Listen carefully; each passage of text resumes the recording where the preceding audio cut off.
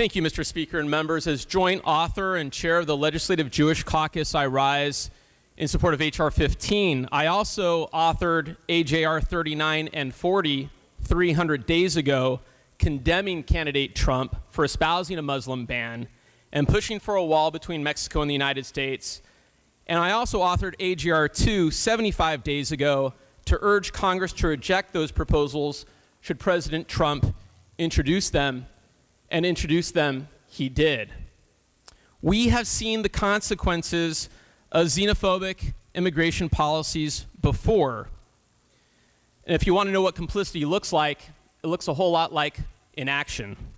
In 1939, after watching a growing wave of anti-Semitism in Nazi Germany, Democratic Senator Robert Wagner from New York and Republican Congresswoman Edith Rogers from Mississippi introduced legislation that would have admitted Jewish children from Germany above the existing quota for immigrants from Europe.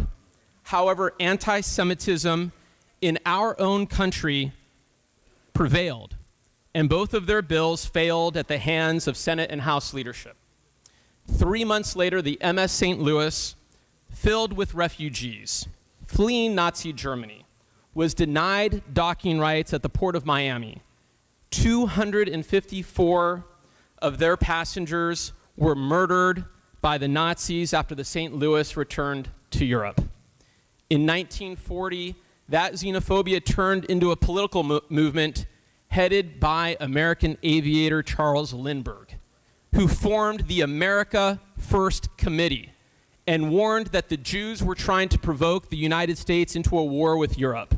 He advocated for an America First policy where the United States would stay out of European affairs. President Trump would go on to echo the same sentiments of Charles Lindbergh in his inauguration speech by promoting an America First policy. Ultimately, 11 million innocent victims, including 6 million Jews, perished at Hitler's hands as countries like ours, as countries like the United States, refused to open their gates to refugees.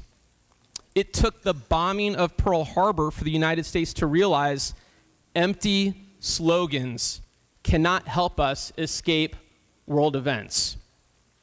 After World War II, the United States took on its historic role as a refuge for the tired and poor yearning to be free. Our changes in immigration policy after the war brought meaning back to the Emma Lazarus sonnet, the new Colossus, that is at the base of the Statue of Liberty. A mighty woman with a torch, whose flame is the imprisoned lightning, and her name, Mother of Exiles. From her beacon hand glows worldwide welcome. Her mild eyes command the air-bridged harbor that twin cities frame. President Ronald Reagan echoed Lazarus's poem in his farewell address to a United States that served as a safe haven for those seeking freedom.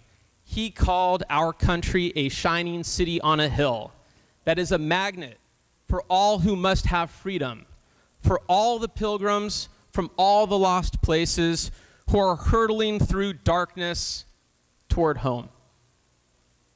After the events of 9/11, President Bush reminded us that pilgrims come from all faiths and that Islam is a religion of peace. President Trump's executive orders take us back to the xenophobia of the 1930s. Trump's embrace of xenophobia breeds an America steeped in fear and emboldens an image of the United States that ISIS has sought to spread, an America at war with Islam. That is not who we are. 30 seconds, Mr. Levine. Trump's actions threaten our national security and betray our values. By shutting our doors, the president turned off that beacon of light Reagan cherished. As millions of Americans join in protests against the executive orders, they are looking towards us to restore our nation's values.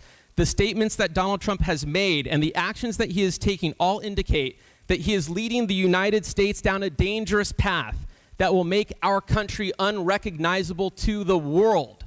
We cannot stand silent as the president continues down this path I urge and I vote.